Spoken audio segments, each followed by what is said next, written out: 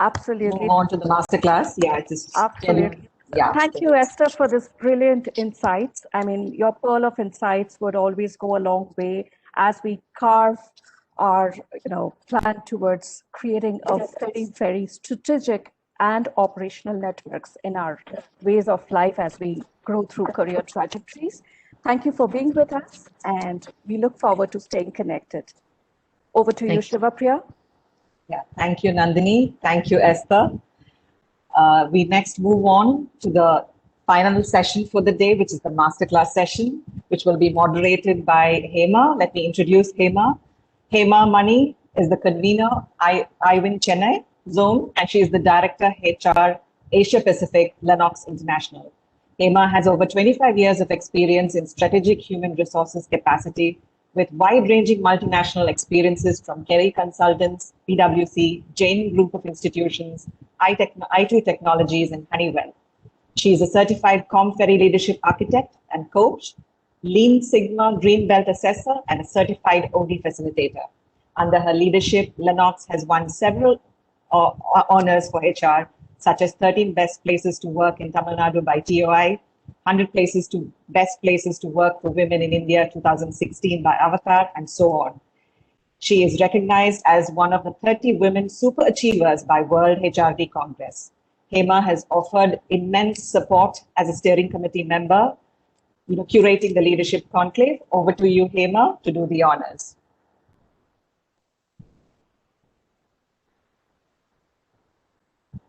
Hema, I think you're on mute. Yeah. Thank you, Sivapriya, and welcome to all of you for the final session, but going to be an interesting session on the masterclass. And as I step into the masterclass, I just want to share this little poem I found. I stare down from the stars, wonder where the story changed course. Being portrayed as cause of the wars when I was jeered at and humiliated by force, being shared by 5 men was written in my fate. I was not loved and wed, but a prize for their skill. I never felt belonged, was just served on a plate you could pass on when you've had your fill. This was a poem that was written by Madhua Manasa in 2011. I don't know whether the storyline has changed for all of us. And do we relate to Jaya or Mahabharata the way we think that this poetry read? The Mahabharata is a mythology of epic proportions that would come to shape a way of life for centuries to come. Often overlooked, though, is the story of a woman who was more than just a pawn in the hands of her masters, Draupadi.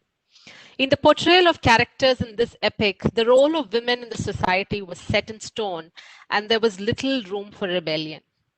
The obedient daughter, the dutiful wife, the self-sacrificing mother, these were all clothes a girl had to quickly learn to don, no matter the fit. Draupadi existed in the story in the background where a woman's role was to meekly serve her husband. There was no question of women's equality with men. In this age of kingdoms, a woman was seldom sought after beyond her role as a spawn-bearing machine of virtue and beauty. It is here that Panchali makes an entrance. Talking us into that journey of Jaya will be with us Professor Venkat Srivatsan.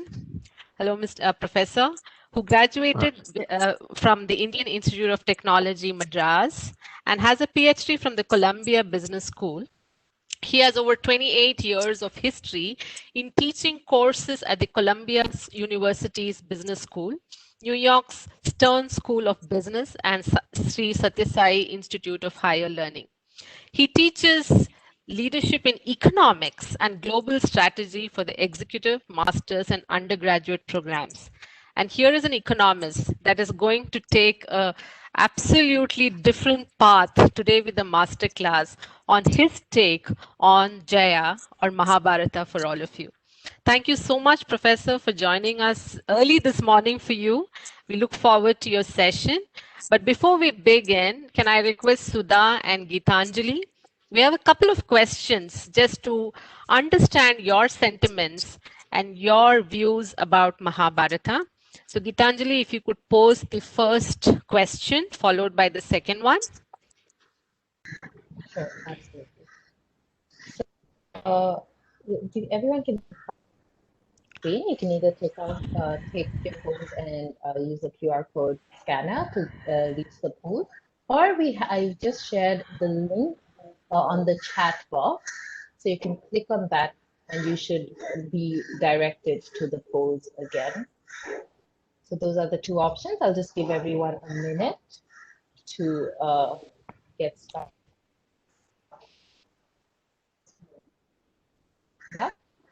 Okay, so let's start. Question: when was your last association with reading, listening, watching the full Mahabharata? High school, college, adult years, within the last year, never.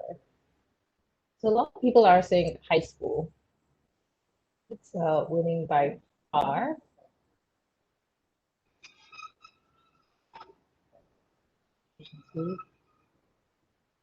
High school again is, we've got 50 responded, and out of which 32, almost 50% is saying in high school.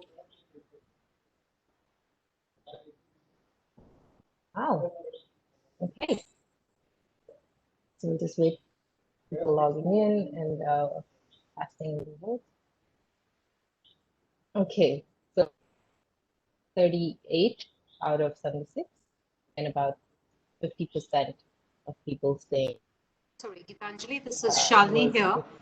Gitanjali, this is Shalini here. I think we've got about 300 participants, 316 or so. Yes, So I think the number of votes seem to be a little low. Maybe people need a little more help on getting to it. Give it another 30 seconds, maybe. Okay, sure. The link is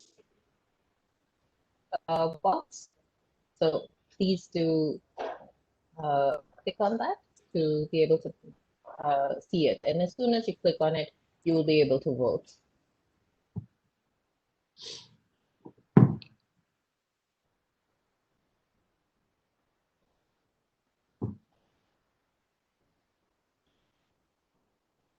Yeah. Yeah, I think that should be sufficient. Yeah. Okay. The next question should come immediately. And this is our last question.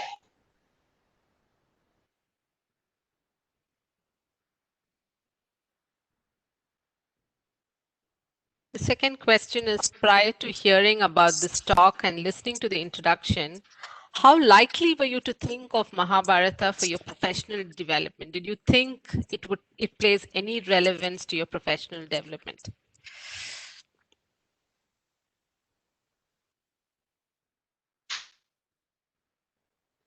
Uh, 55 participants have responded, and most people are saying somewhat likely. I know. So that's interesting. Yeah. There are, the second one is never.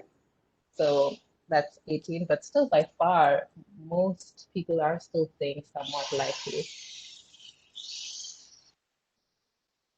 I think the somewhat likely and the very likely seem to be scoring very well, Professor. I know. I noticed. I am noticed. Yeah. So I'm already thinking about how to revise some comments I want to make. Fascinating. Okay, thank you. So we've got 91 people who have participated. And about So somewhat. So There is one commentary. There's one commentary, Prof, which says, we keep hearing from leaders on how they are inspired by the Bhagavad Gita. So Okay. that's another comment there. Okay. That's where it's coming from. The somewhat and very likely. I would think a good chunk of them are referring to the Bhagavad Gita. And, like that's fine as well. So, maybe it'll come up in the discussion, whether they mean the full Mahabharata or the Bhagavad Gita part of it. I'm, of course, a proponent of the full Mahabharata. okay, over to you, Professor. Okay. So I'm just waiting for the tech people to give me the share option. There we go. And it's given, sir. Okay, yeah, I noticed. I don't know why my file isn't showing up. So just give me a second while I pull up. There we go.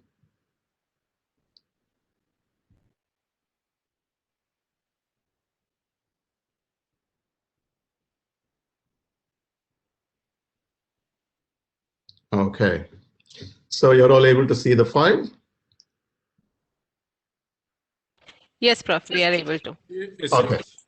Okay, so I don't know how many of you were thinking about how to approach this particular topic, or how I would approach this particular topic. And one option that I was thinking of was I'll just pick up lessons from the Mahabharata and then share it with you and see if it resonates to you.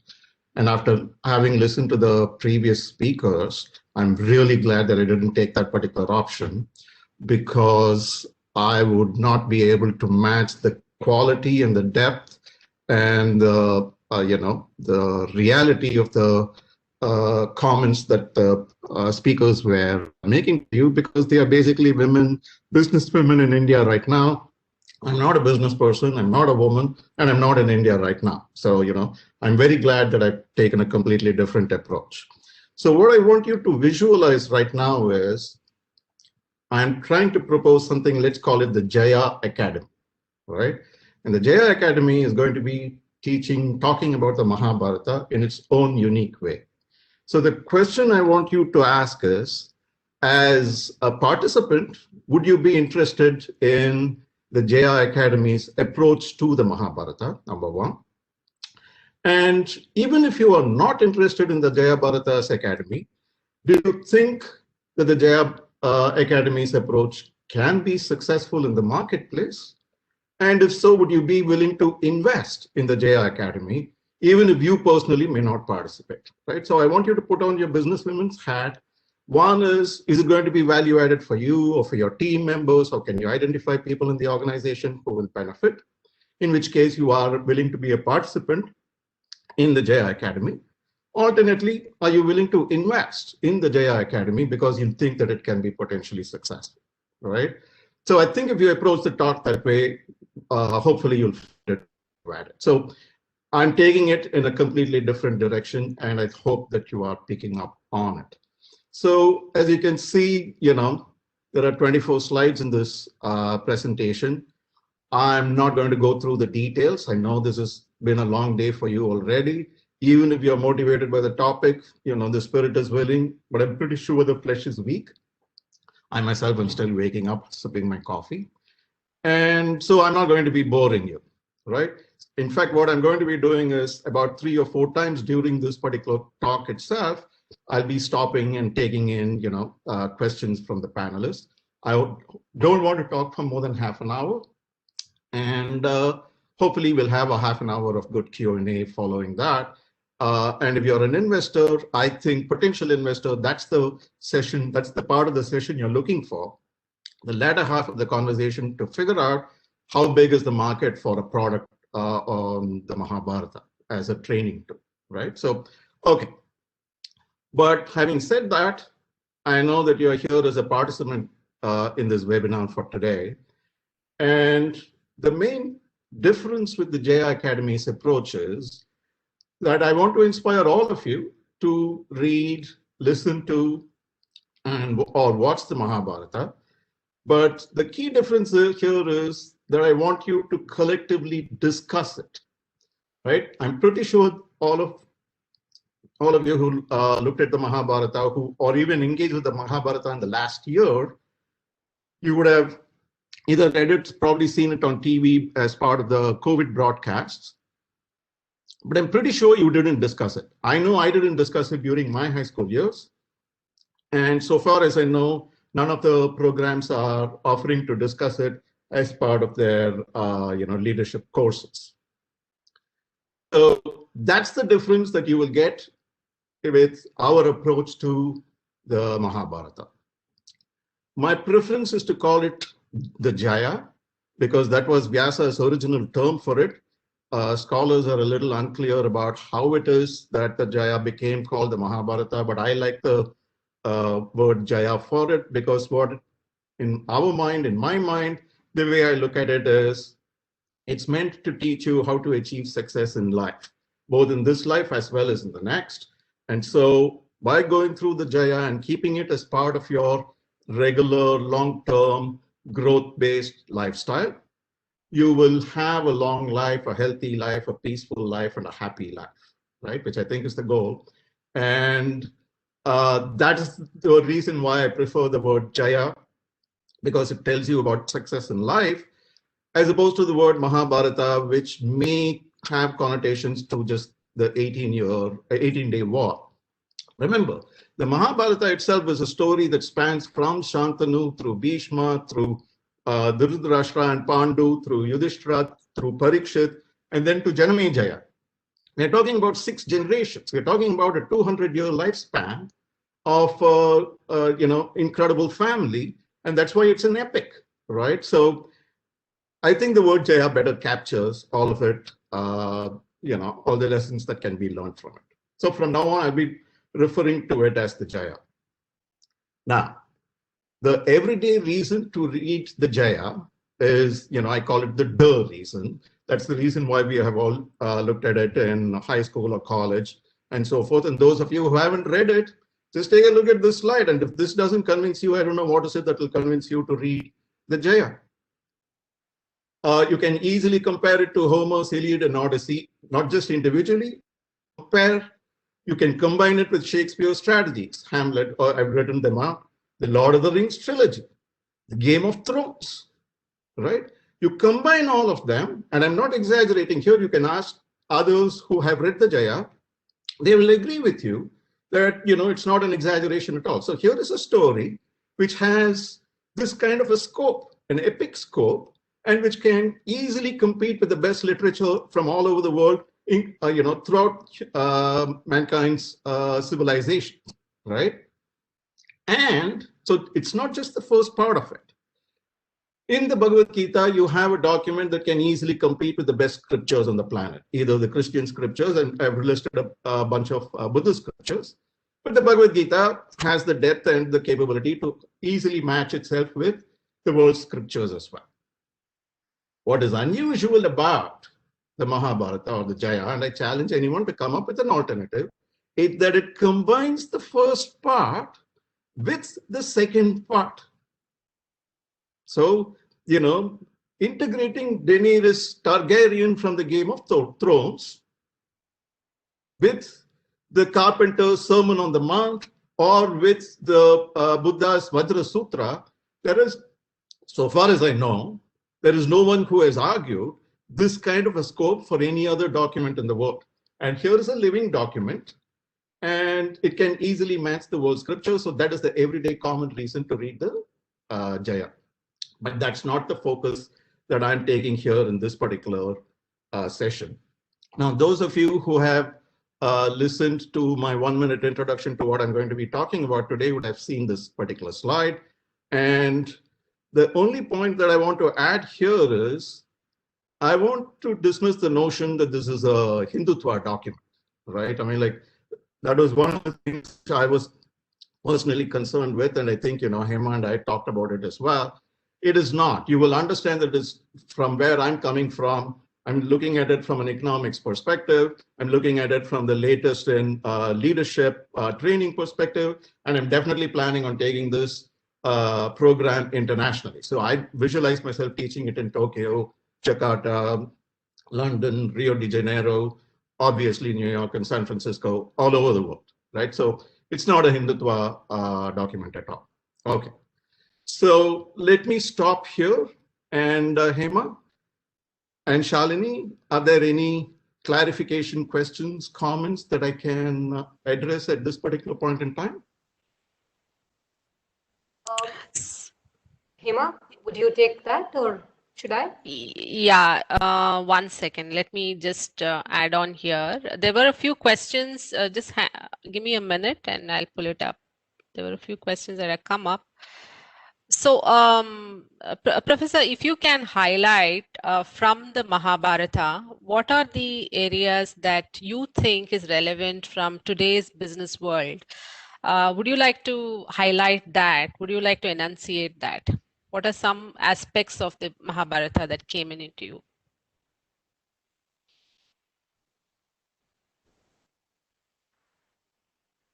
You, I see you're muted, Professor. Can't hear you.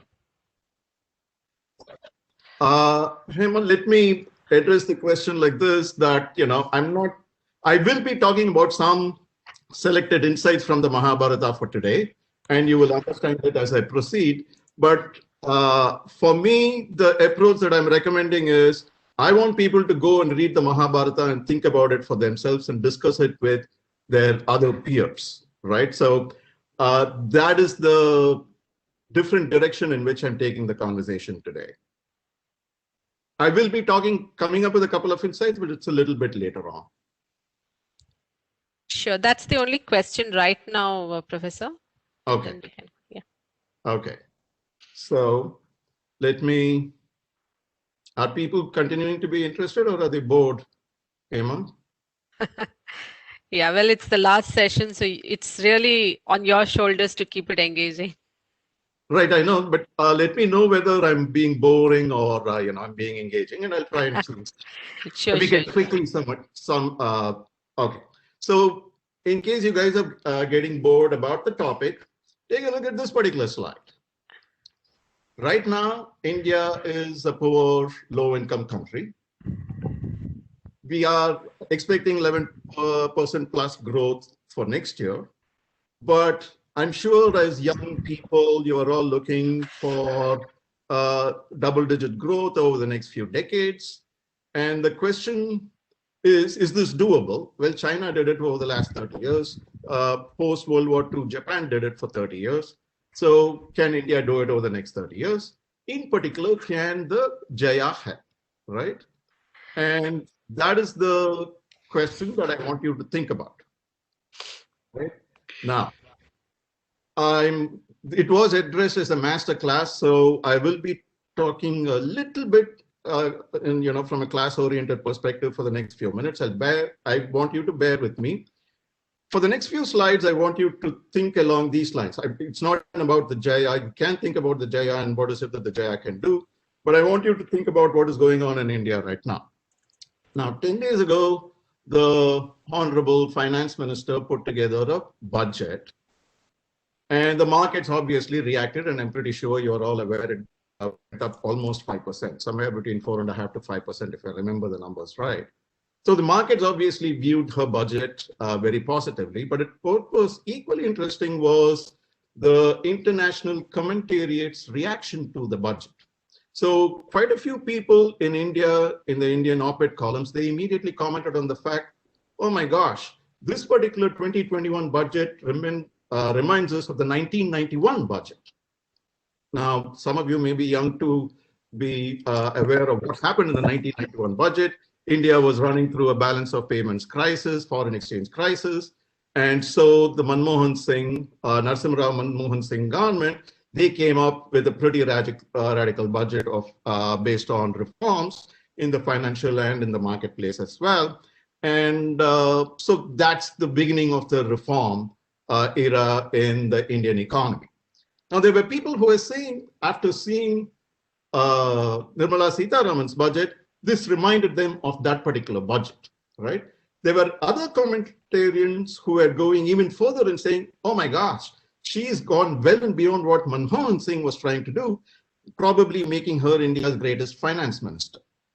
Now, I don't know if you are all aware of this, but if you're thinking about why is it that people made those kinds of comments? Why did people think this was a revolutionary budget and that it, augurs very well for India's economic future? And if you're thinking about that, that's what the next few slides are going to be talking about. Now, remember, I put together this talk and I put together these slides long before I knew that Nirmala Sitharaman was going to come up with this kind of a budget. I had absolutely no clue. In fact, as you will see from my slides, I'm not talking about current issues at all. I'm bringing in the latest advanced research in economic realm, and I'm bringing it into the Indian context, and I'm going to be relating it to the Jaya eventually. What I'm asking you to think about as you listen to me is, what is it that commentarians saw about Nirmala Sitharaman's budget, which is so much in sync with the latest in economic thinking, right? So the main point is, so countries are very different. India is a low-income country. We are aspiring to become a middle-income country. And why are they different? The standard economics answer is productivity growth. Some countries have long-term high productivity growth. Others have low productivity and have low growth as well. So why are there these kinds of differences? Huge differences in entrepreneurial technovation, particularly institutions and culture. And that is where we are going to be coming into Jaya from. And this is what is going to be important. These two words, institutions and culture, is what the markets and the op-ed columnists were looking at when they looked at Nirmala Sitharaman's budget. So what did they see? What is it that we know about institutions? These two names, Acemoglu and Robinson, they've written a book called Why Nations Fail, future Nobel laureates in my mind, and they focus in on institutions in their research. And they basically say the top headline point says institutions are the fundamental drivers of differences in economic development. They go on to say some institutions in some countries, they are inclusive institutions, they promote prosperity. Other institutions in other countries are extractive institutions, which are obviously bad. So when you're talking about institutions, so you want to get rid of the bad institutions and you want to implement the good institutions. That is obviously the solution for development. Why don't we just change one for the other? Turns out it's extraordinarily difficult, if not impossible, to get rid of bad institutions and to replace them with good institutions, right? So first of all, it's not very clear when is it, or what particular institutions are bad and what is it, which ones are good, and then how to go about changing it. And as I'm pretty sure you're aware from the recent happenings in the country, people who gain from the bad institutions will fight tooth and nail to prevent changes to their preferred environment. So one of the big reasons why the commentarians and the global markets looked at Nirmala Sitharaman's budget in a very positive fashion is they saw her trying to replace, signaling that the government was very serious about replacing bad institutions with good institutions, right? Okay, so that is on institutions. Now let's go to culture. And, again, I'm not going to be, yes? If I may yes. Interrupt you, I'm sorry to interrupt you, but just to take that conversation a little forward, if you may, before you go to the culture piece, is that okay? Let me finish the culture piece and then I'll come back and I have just one more slide. Sure, thank you. Okay, so the related part of it is culture. And, again, I'm not going to walk you through the slide, but here is the point that I want to highlight. One is, why is it that the markets reacted positively for the latest budget? They see the coming of a business-respecting civilization or a business-respecting government as one of the auguries. But what is much more substantial about culture, and this is where we'll be bringing the conversation back to the Jaya, is with substantial cultural and intellectual unity derived from a shared classical heritage, the Christian church and the use of Latin as the lingua franca of scholars. Now, this is a statement that I'm not making. This is another future Nobel laureate called Joel Mokyr who's making it in his, what is widely considered one of his masterpieces, A Culture of Growth, from just 5 years ago. And he's saying, what is it that enabled England to become the dominant power in the 19th century, right? It was the Industrial Revolution that happened. We looked at, the role of entrepreneurial technovation. We also looked at the role of institutions. But Joel Mokyr, he's an economic historian. He goes on to point out that what enabled England to succeed was this combination of things, which provided a good cultural seam, which then enabled England to succeed. Okay, so let me stop it there. And Shalini, we can come back for the questions. Thank you so much. So I just want to come back to this point on institutions. And I mean, who actually kind of defines what is a good institution or a bad institution? What is good for you may not be good for me. And, and I think this also relates back to the Mahabharata, because there's enough conversation around, is Draupadi an epitome of goodness or not? Is Ravan in the Ramayana an epitome of goodness or not? So there are contrarian views on that. By that logic, good and bad could be very different. What is good for you is not good for me. Right. And let me go. Okay, hold on. I'm sorry, I stopped sharing. Let me share again. And, okay. So what are you have to go, that is a very serious conversation, Shalini. We have to go into much greater detail. In these slides, I'm pointing out what Asimoglu and Robinson, researchers on institutions who have studied dozens of countries. Remember, the title of the book is Why Nations Fail. They've studied dozens of countries throughout history, and then they come up with a bunch of items, right, which you can tick off in terms of, okay, these are the things that have promoted good institutions throughout history in different parts of the world, and these are the things that happen with bad or extractive institutions, and they give examples for each one of them, right? So this is empirically based research by a group of scholars who we know as new institutional economists. So if you guys are interested in exploring this further, this is a fantastic place to start in case you haven't read the book, Why Nations Fail, right? And they look, it's not India focused at all. It's looking at world history for the last 100 years to explain that, answer that question. Okay. Were there any other questions? So there is one question that's come in, which says, what are the 3 key messages for women entrepreneurs to learn from Jaya? They're all jumping to the practical conclusion. It's, I'll come to it eventually, Hema, because I'm trying to build the argument about, everyone is looking for the quick fix approach. They want me to tell them what is it that they're going to learn from the Jaya. That's not my approach at all. I'm saying you have to be willing to invest a lifetime into the Jaya for you to grow through the Jaya. What the Jaya is about is for you to grow as a person, and it is not something that you get in a slide in 3 minutes. It's the character development that is required is not something that is going to happen overnight, and I'm not here to make that kind of a point, right? It's character development is what the Jaya is talking about, and this is not the way in which character gets developed. Shall I leave it at that, Hema?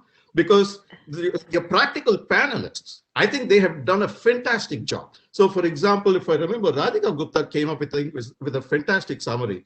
Work very hard, set your goals high, work very hard, never give up, right? So I'm not going to do better than that. So that's I think a fantastic message for an entrepreneur. Set your goals high, work very hard, never give up. Now the question is, where it is that the Jaya can make a difference is, how do you cultivate the state of mind so that your goals are set very high? Work hard, of course, it's relatively easy to understand. Where do you draw the strength from to never give up, right? That is the kind of question that the Jaya can answer.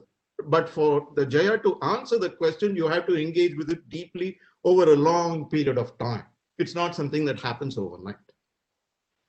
So So what are the key takeaways from your session today that people are likely to get, Professor? Because I see a lot of anxiety around what exactly are we trying to develop at the end of this conversation. What are the key takeaways that people can expect out of this conversation?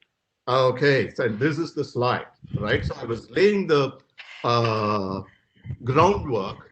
Remember, I was thinking that I had to engage with you for 75 minutes. If I, and I'm actually prepared to convert, I'm almost done if you guys prefer to just go straight to the Q&A.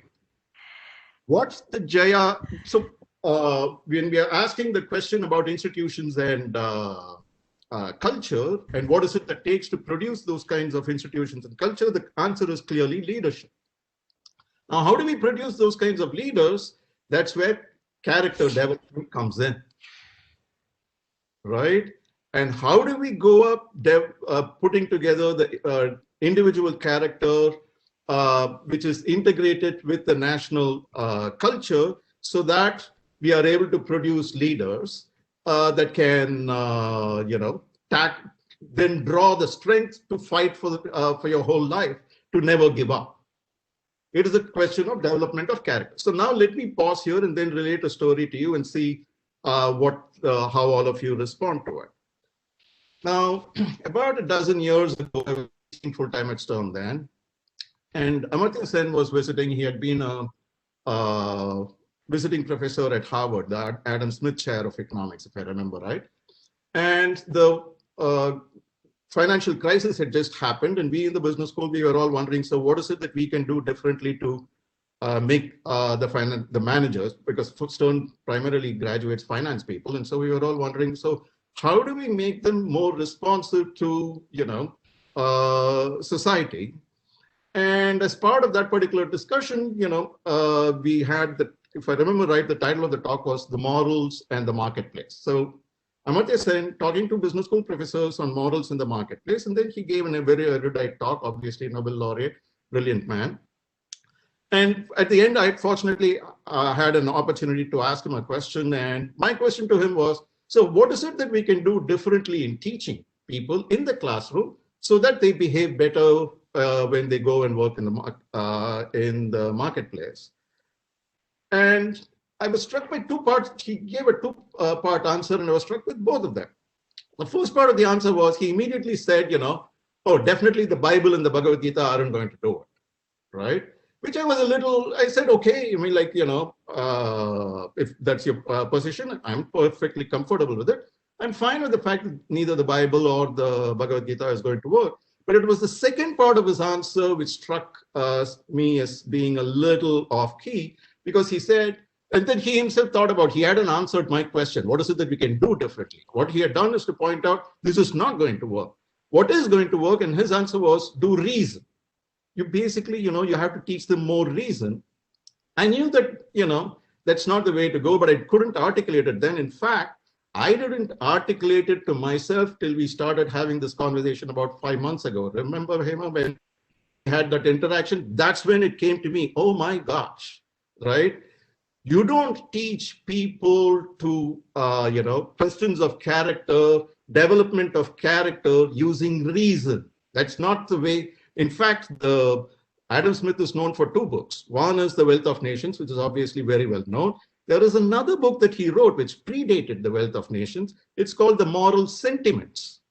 For him, morality, character development is an act of, it's part of the sentimental side to human nature. By sentiments, he means emotions, right? And the way you develop the emotions have to be very different from the way you develop the rational side to human nature. And that is where I'm coming from. And I'm not the only one. So when you're trying to develop character, how do you develop character? The answer that I'm now convinced of, which I wasn't convinced of 10 years ago, definitely not 20 years ago when I myself was teaching leadership, I was basically teaching it the way in which it has been taught as an applied social science discipline.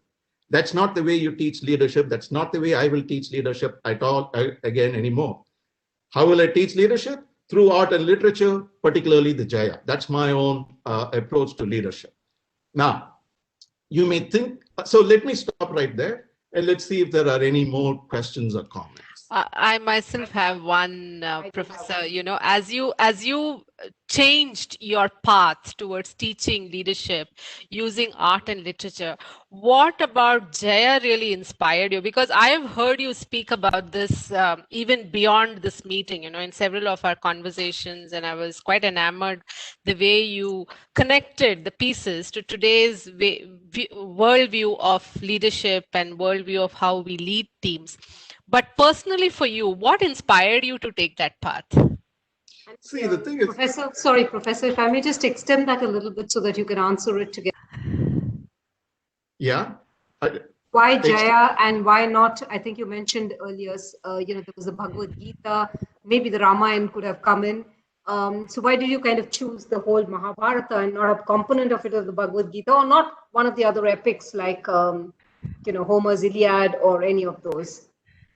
Well, if I was going to teach in Greece, I will choose, Iliad and the Odyssey. If I was going to teach, management through literature in London, I will definitely pick up, either Milton's Paradise Lost and Regained or some combination of the Shakespearean plays. If I was going to teach it in Russia, I'll definitely pick up Dostoevsky. I'm planning on teaching it in India, and therefore it's going to be an Indian document. And amongst the Indian documents, for me, I'll definitely choose the Mahabharata because of the nature of and the variety of the characters. I think the Ramayana obviously it's a fantastic document, but I personally prefer the Mahabharata because of the extraordinary variety of characters and the panoply that it brings into the conversation. It's a 200-year, multi-generational lifespan story and so many incredible characters, and from whom you can draw and inspiration from or have discussions around and be thrilled about. And, so it's far more engaging for me personally.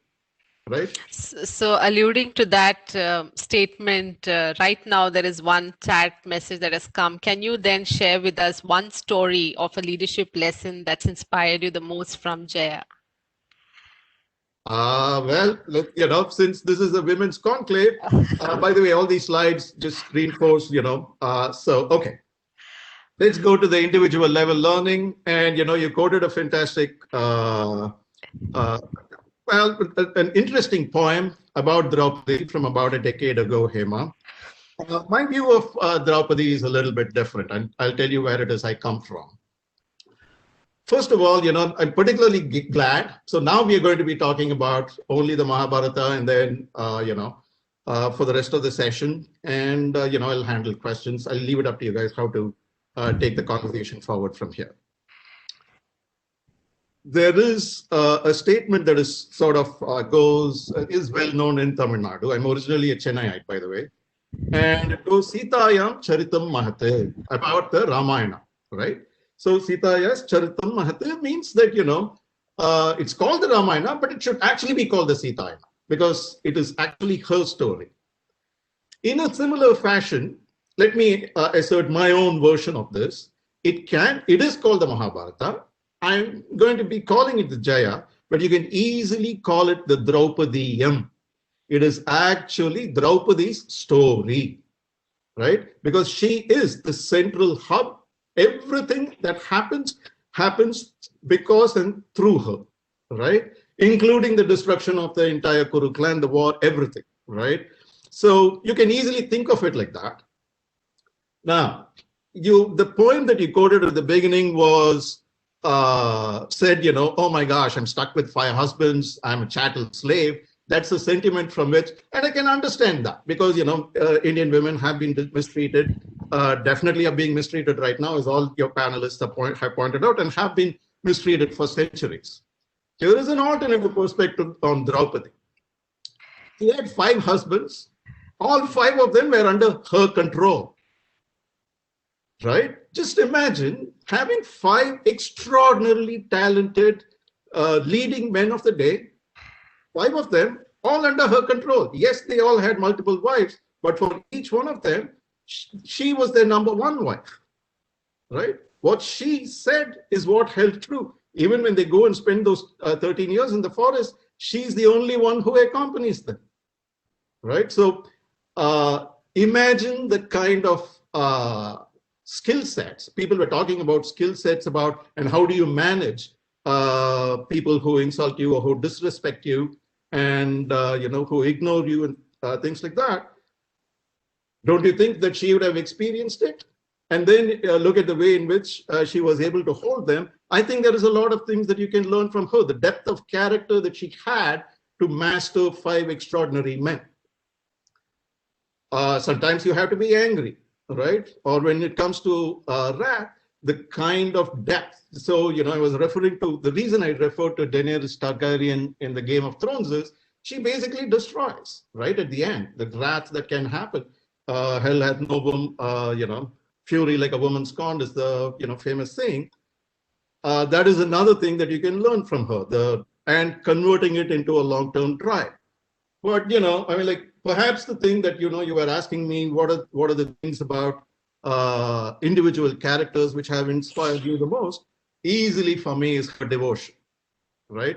The devotion that she had to her idea of the supreme and how much she was devoted to her understanding of the supreme is absolutely one for the ages. That is why, we continue to celebrate it. That's the centerpiece of the whole document, and that is why Bharatiya wrote Panchali Sabadam. I don't know how many of your audience is Tamil oriented, but Draupadi is definitely considered one of the great devotees of all time.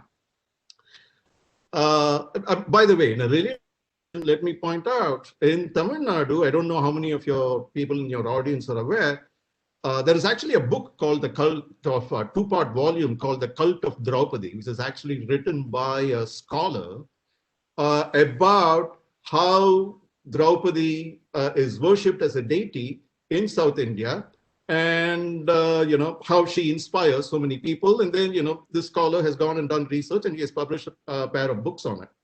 So she's not just a individual human being, but she's also considered a deity.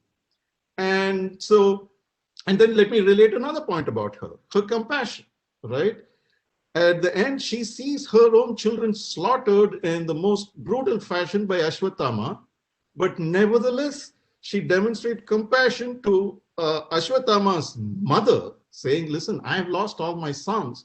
I don't want Drona's wife and Ashwatthama's mother, I forget her name right now, I don't want her to suffer the same pain that I suffered. Therefore, Arjuna, spare Ashwatthama's life. And she demonstrates compassion on the very day, at that very moment, when she's in the deepest of sorrows, thinking about the loss of her own children.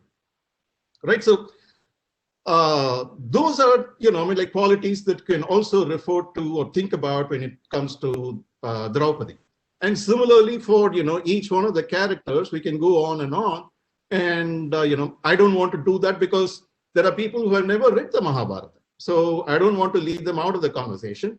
All I'm pointing out here is that it is possible to draw individual lessons at the individual level from the Mahabharata. Here is another aspect, which, I don't know how many of you are aware. That is Duryodhana's extraordinary skill in putting together alliances. If you remember from the Mahabharata, there are 18 different divisions that are totally fighting each other. 7 divisions belong to, they're called Akshahunis. 7 of them belong to the Pandavas. 11 of them belong to the Kauravas. So how is it that Duryodhana was able to put together a much larger army than the Pandavas were able to put together?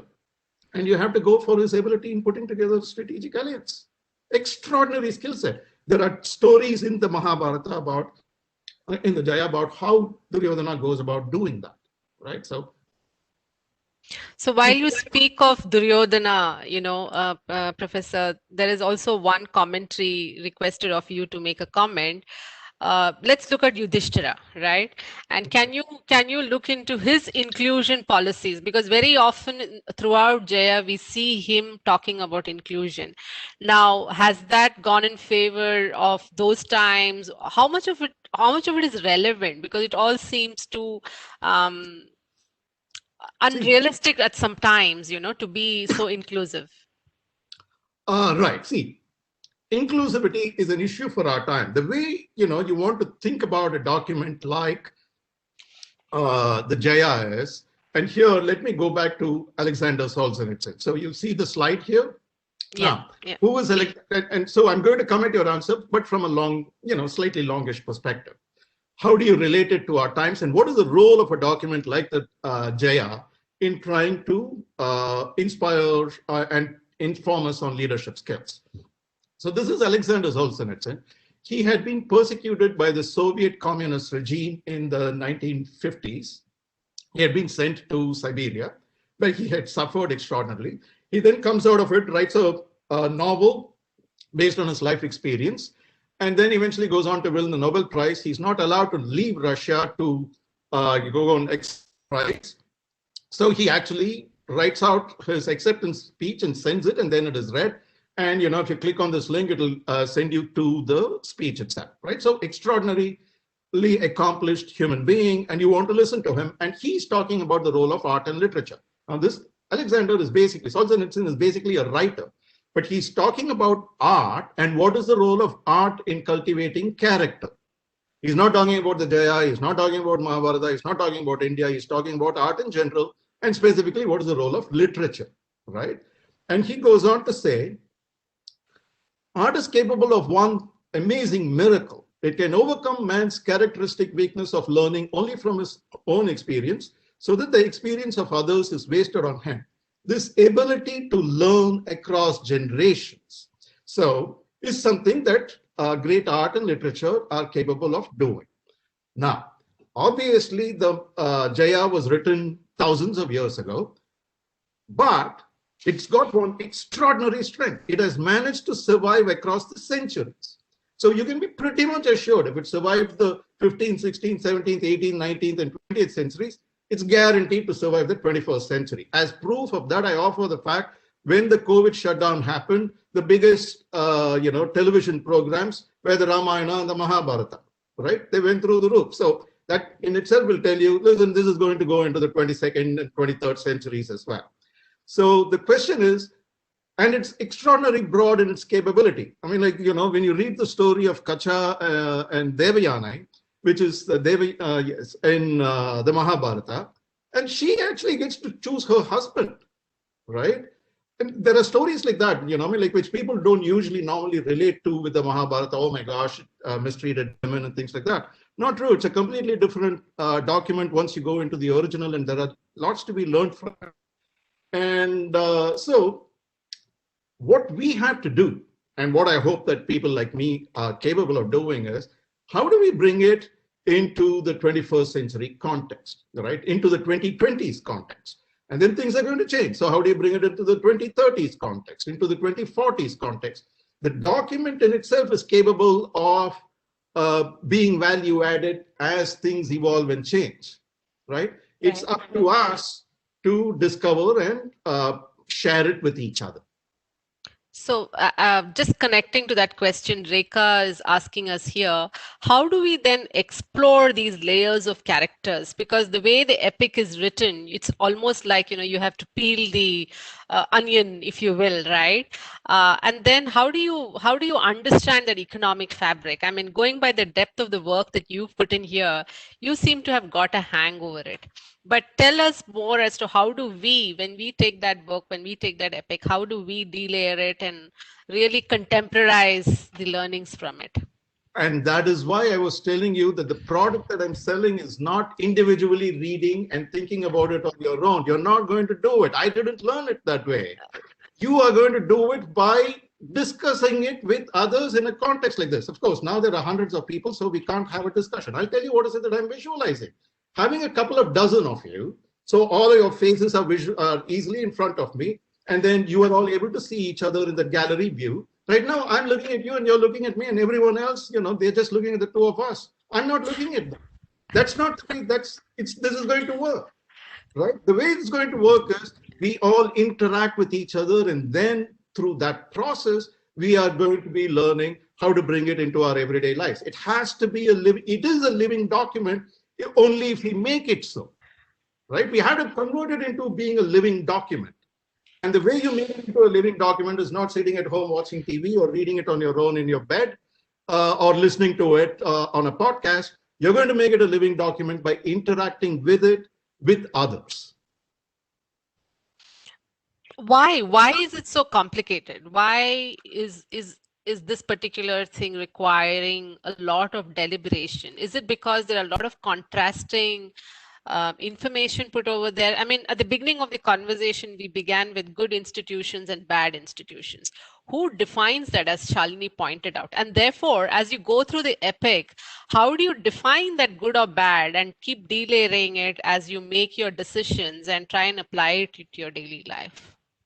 And that is where the conversation is going to make a difference. Now, take a look at this particular slide here. This is from Professor Joseph Badaraco. He teaches the course on business ethics. He's also a leadership professor at Harvard Business School, right? He's a major advocate of the literature approach to leadership, right? So take a look at this middle quote here. Of course, literature is more subjective and open-ended than the typical case studies we do at Harvard, which are fact-based, highly researched, and focused on particular issues. Anyone who has been to an MBA program knows what is it that he's talking about. He's talking about case studies. So first of all, why do we use case studies? What is it about that Harvard and most schools, business schools on the planet use case studies? So what is the advantage? What the case study does, it's basically what Socrates started in terms of educating. When you're trying to educate people, what is the role of education in the development of character? And Socrates came up with the answer. You provoke discussion. You bring a bunch of young people together and you provoke discussions amongst them. And that's the Socratic method, right? And it is through the process of interacting with your peers and maybe, one senior person who manages the discussion that we all learn. That's the Socratic method, right? And so that is the method that Harvard has been using in its case studies based approach. But the difference with the case study is I've taught dozens of case studies on leadership and of course, all my other courses. I can't remember a single one of them. If you really push me, I'll say, okay, remember this one and that one. Compare the ease with which you can remember the stories in the Mahabharata, right? And so there are case studies and then there is literature, which gets at you at a much deeper level. But just as case studies, so a case study is not something that you do on your own. It's not a question of just sitting and reading the case and then understanding it yourself. You want to, you'll be put together into groups or in part of the larger classroom. There will be a given to and fro. There will be the professor managing the discussion. That is the process through which case studies get translated into knowledge. That's the Socratic method. That is the method that I'm advocating here for the Mahabharata. Now, if you've all done this with a discussion-based Socratic approach to the Mahabharata, well and good, fantastic. I didn't get it. Right. And I'm saying that's what I'm trying to propose. Yeah, many of us have not got that opportunity. I think Shalini has a question. So if I can just come back to that, Professor, I think it's an interesting discussion we're having. Come back to the fact of the characters in the Mahabharata. And there are two characters that I want to get your kind of perspective on. While I appreciate we may not be able to do justice to them. At the one end of the spectrum is Arjuna, the much feared Arjuna, the kind of, the warrior, the person on the battlefield, etc., and on whom the whole Bhagavad Gita revolves. So there's Arjuna at one end, and at the other end of the spectrum is Duryodhan, who's vilified and considered generally the kind of villain of the piece. What's your sense? Because I honestly think there is a side of Duryodhan which people don't appreciate enough, etc. But that's probably my view. So I thought it might be interesting to hear yours, because you've obviously done a lot more research than I have. I cannot agree with you more, Shalini. They are all great people. So let me go again here. So take a look at this particular slide, and I'm going to come back to your question about Arjuna and Duryodhana. In one way or another, morality is the theme of most great works of fiction. This is Joseph Badaracco, the professor, talking about, so this is not me. He's talking about the role of leadership in literature. Take a look at this quote. In one way or another, morality is the theme of most great works of fiction. But serious literature rarely endorses black and white morality. Now, the Amar Chitra Katha approach to the Mahabharata will paint Duryodhana as a bad guy and Arjuna as a great guy. Let me give you two counter examples. What Arjuna does with Ekalavya, who has, I don't know how many of you know the story. If you know the story, you know what is it that I'm talking about. He tolerates his, in fact, he encourages Drona, saying you have to get something from him, in particular, get his right thumb. And once an archer gives up his right thumb, he's lost his ability, right? Of course, this is a young Arjuna. Of course, it's a young Arjuna. We can forgive him, but still, right? On the other side, look at how extraordinary a friend Duryodhana is to Karna, right? Not just making him king of Anga, that is one thing. But there is this famous story of Karna and Duryodhana's wife playing a game of dice. Right? They have a brother-sister relationship. He's sitting there in Karna is sitting there in Duryodhana's wife's Bhanumati, if I remember right, her private quarters, and they're playing. Seeing Duryodhana walk into the room, Bhanumati gets up and he immediately grabs her hand and grabs her thigh and asks her to sit down. Where are you going? In the heat of the moment, he's playing the game. Duryodhana, the normal reaction in the way it would, for another man to lay a hand on your own wife is obviously a major no-no, right? Even in today's world, that'll be an issue. Or even if a woman were to place a hand on her husband, I'm pretty sure a wife will complain. So, but the way in which Duryodhana responds, without a single hesitation, he knows that it is just in the heat of the moment. He never doubts his friend, and he, takes it in his stride. So, and similarly, so that is one particular personal, individual approach to friendship. The broader context, the man goes and puts together 11 divisions, right? Think of the skill set that it takes to put together a coalition like that.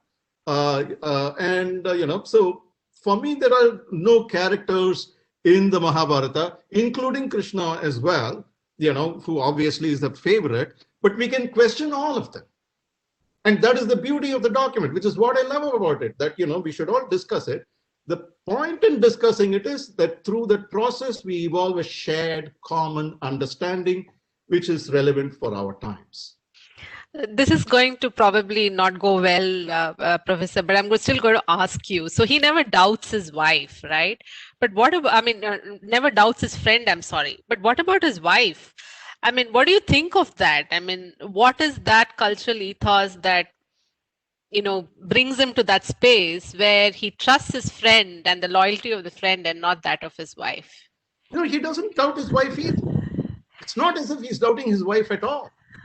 No, he knows that it is, two people with a caught up in the moment.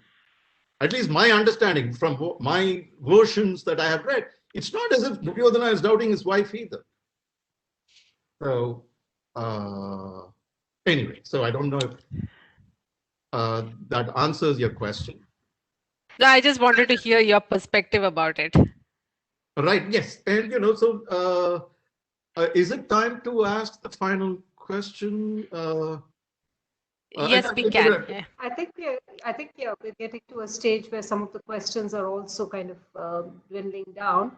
But Okay. I know we've explored a few areas. So I think you had one more poll question, if I'm not mistaken, Professor? Yes. Yeah. So, before we go there, let me just make a comment on this slide. There are alternative readings of the Mahabharata, and I would encourage people to, as you circle through the Mahabharata, to engage with it in all its different versions. So that, different. So Rajati's version is very different from Devdutt Patnaik's version, which is very different from Kamala Subramaniam's version, and so forth, right?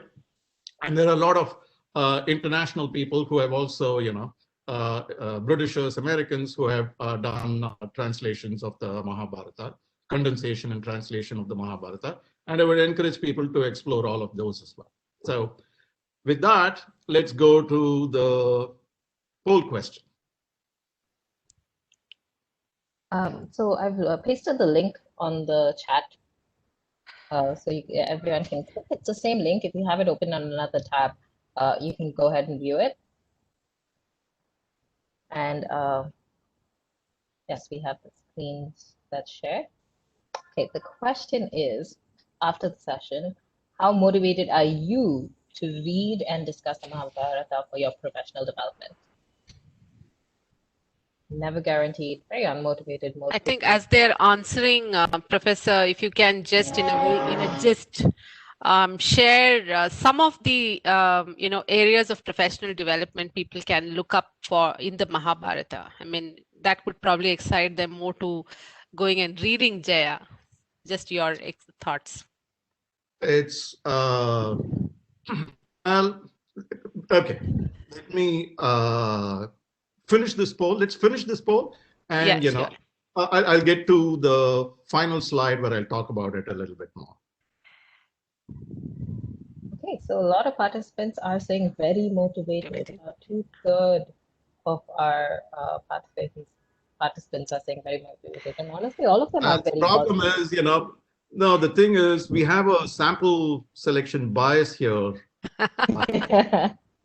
Because if people lasted this long, right? Yeah. So you've seen the numbers go down, right, of the total participants? We have about 200 participants right now. Okay, and we started at about 350, and so 92 of them answered the first one. So about 40, so it's gone down to 200. So people who weren't interested would have definitely, a big chunk of them would have dropped out, but still, out of 200 people, okay, let's just give it another minute and we'll get a little bit more insight. Well, the India time is 6:30 p.m. now, Professor, and a lot of them would want to, either drive back to their homes. There could be various situations. Okay, so so shall we go to my final slide? Sure. Yes. And, because then through that process, I'll answer your question about how it is that they can engage with it, or what is it that I would recommend, right? Wasn't that your question? That's right. That's right. I mean, the question is nice. Would you go to the Mahabharata for professional development? But from your insights, what are those areas of professional development people could go look up in Mahabharata? The way I'm approaching it. So let me come at it like this. In my previous slide, I gave you different people's versions of the Mahabharata, right? Okay. There are various approaches to the Mahabharata. And first of all, what you want to remember is there is no one standard approach for professional development when it comes to the Mahabharata, number one. So different people who put together, let's say, a training program, they will come at it in different ways. Right. Right. So that is why I want you to engage with the Mahabharata for the rest of your life. It's not as if you go and do the Mahabharata development program once and then it is over. Not at all. The person who you do it with is going to be doing it differently 5, 10, 20 years from now. Different people at the same point in time will do it differently. Right. So there is no one approach to the Mahabharata's application for professional development. There are a variety of approaches, just as you have a variety of translations.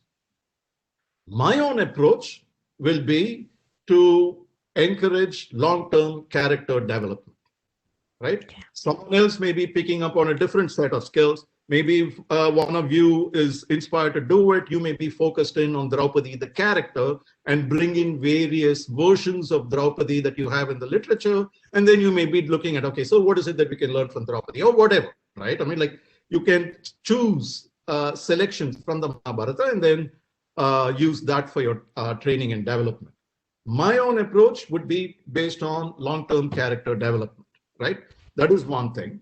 And then let me point out my final slide where I have, one version which I'm toying with, which I'm hoping that I'll be able to take internationally is, am I sharing it right now? I forget. I'm not sharing. Not yet. Okay, so let me just share it. Okay, so one version which is the version which I'm planning on taking globally in case there is a marketplace, is to combine it with something called the perennial philosophy, right? What is the perennial philosophy? The reason why I'm using the word both perennial and philosophy together, first of all, why philosophy, right? So take a look at this particular point. Many 21st century technopreneurs, here I'm talking about founders of Netflix and other Silicon Valley firms, have acknowledged Peter Thiel and PayPal and so forth, right? Many of them have acknowledged the invaluable usefulness of having a background in analytical philosophical reasoning. So in their undergraduate programs, they did very strong analytical philosophical courses, which they believe has been extremely value added for them as entrepreneurs, right? So that's where I want to combine the Mahabharata with, when I'm saying that it's with the perennial philosophy, the philosophy part of it. So what is the perennial part of it? The perennial part of it is an intellectual perspective that reconciles the various religious traditions, harmonizes them, and not only that, it integrates reason and faith. Now, this is a major issue, definitely in the West and in most other parts of the world. We are all struggling how to integrate reason and faith. There is an intellectual perspective which has a long tradition, which integrates reason and faith, and which I'm hoping to integrate with the Jaya training program, and that will be my own take on it, right? So that's an alternative take that I'm having on the Jaya. But in terms of answering your question about, what is it that I can get for professional development, you want to get into it at the next level of detail. Read it, identify a bunch of people with whom you can discuss it. If you're able to get someone who can actually lead the discussion, fantastic, right? If not, just your colleagues, half a dozen, meet up once a week, to try once a fortnight, whatever, right? pick selections and then talk about it. And, through that process, you can learn and evolve. That's what the Mahabharata is always meant to be part of a living, virile and, engaging tradition. That's the way to engage with the Mahabharata, with the Jaya. Yeah.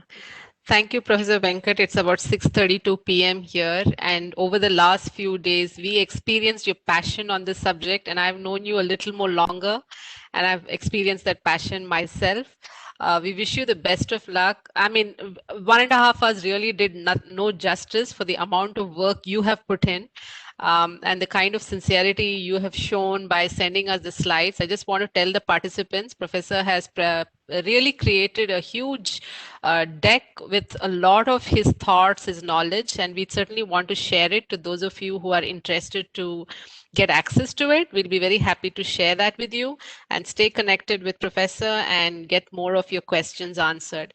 But thank you so much, Professor. Thank you so much for your time. It's very early in the morning. Wish you a great day there, and thanks for your time too. Thank you very much, Professor, for your great contributions. The advanced calls that we had were also very useful. Thank you. You're muted. You're on mute. I had a fantastic time myself as well. I'm hoping it's been value added for all of you. So let's hope we keep in touch. Okay. Take care. Thank you. Thank you. Can I sign off now? Sure. Yeah, sure. You can. Okay, great. Thanks. Thank you. Sure.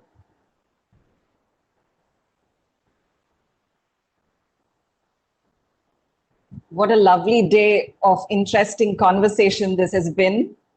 At the first half, we had amidst us a powerhouse of strong women who I saw as fearless, honest, and for a lack of better word, feisty, and quite lived by their own rules.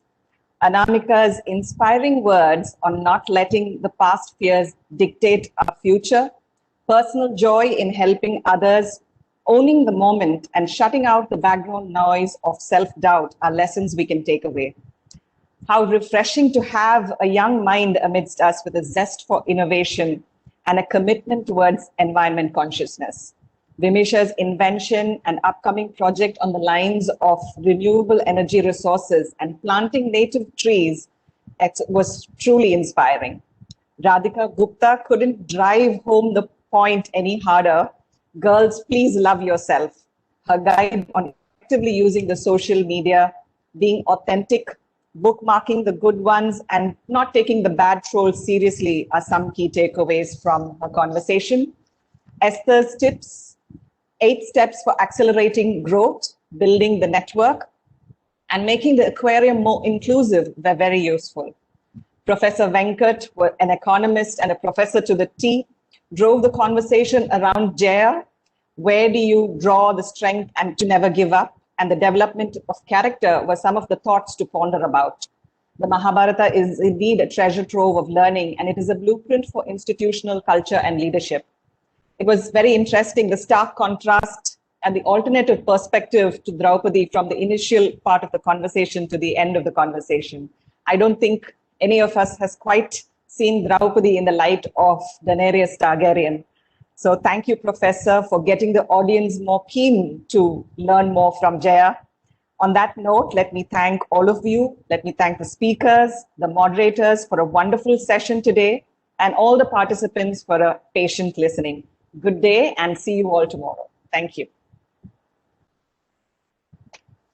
Thank you so much, ma'am. Thank you, Kaushik. And bye, everybody. Thank you. Bye, everyone. Thank you. See you guys tomorrow at 3 o'clock. Thank you. Yep. Bye-bye. See you all. Bye. Bye-bye. Thank you, Shalini, Hima, Shivapriya. Thank you, Rajni. Thank you. See you all. Bye. Bye-bye. See you tomorrow. Rajani ma'am, could you please announce for tomorrow's session to the participants, please? Okay. We have a very interesting conversation with Apurva Purohit talking to us about feminism and the workplace, and followed by an interview with Mr. Uday Kotak, who's the president, national president for CII. Please do join us. We can get his ideas, his thoughts, his beliefs on gender diversity, inclusion, what we can do about it going forward. So please do join us again tomorrow at 3:30. Look forward to seeing you all. Thank you.